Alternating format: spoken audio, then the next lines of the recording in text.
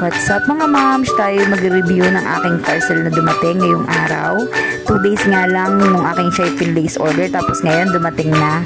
Itong backpack na to guys, meron siyang 4 compartment and napaka-smooth ng kanyang zipper, makapal, mabilis ibukasara, walang sabit guys. Malaki din yung space niya sa loob and kita nyo naman guys kung gaano siya kalapad. Halos kasing lapad siya ng katawan ko, diba?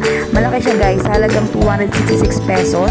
Meron naka-free shipping na rin siya and in-order ko nga pala to para kay Mr. N. Satisfied customer naman kasi feeling ko tatagal din siya sa halagang 266.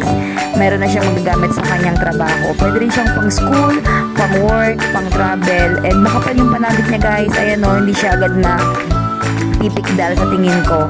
So, yan, yung sa ano niya rin, yung sa likod, napakakapal din niya, malambot din, and parang hindi siya mainit sa likod. So, ano pang hinihintay nyo guys? Order na rin kayo.